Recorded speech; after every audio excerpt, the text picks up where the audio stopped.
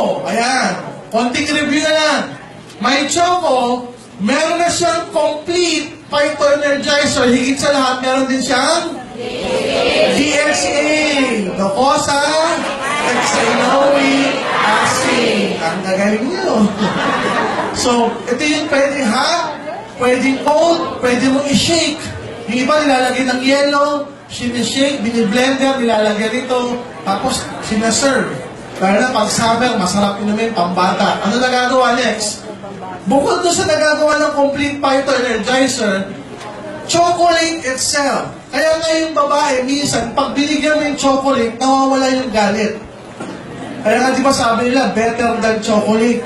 May mga ganong terminologies. Kasi may kakaibang feeling kapag kumakain ka ng chocolate. May kakaibang feeling, mamaya di-discuss ko.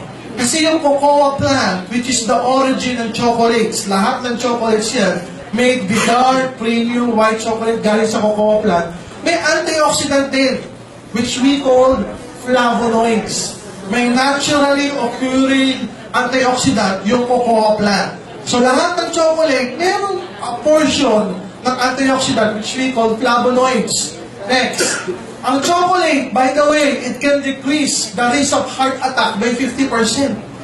Sipin nyo, chocolate pa lang yan, cocoa pa lang yan, 50%, it lowers the blood pressure. What else? It prevents the oxidation ng bad cholesterol ng LDL. Ayan, it prevents platelet clumping. Ano ba? Anti-inflammatory effect din, parang DHA. What else? Improve arterial blood flow, pakita mo na. Enhances action of neurotransmitter like serotonin. Ayan. Help regulate mood and sleep. May effect siya sa mga neurotransmitters o mga messengers sa utak natin.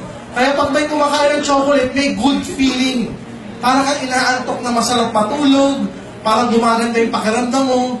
The good thing with our product, na My Choco, meron pa siyang DHA na nag-synergize with that action. Meron pang complete that's synergized with this action. So, pwedeng pang bata para tumalili yung mga anak natin, bigyan na may choco, sabayin mo ng Colidus, maya ito yung painom nyo. Okay, what else? Guys, are you learning? Yes! So, what we plan to do, guys, is to keep on doing this every Saturday. Para na sa ganun matuto yung buong network nyo. Number one, tumaas yung belief level natin sa products. So we ourselves can take our product, yung buong pamilya natin, ito yung iinumin, at ito rin yung iaalok natin sa mga kaibigan ng pamilya natin. Are you learning, guys?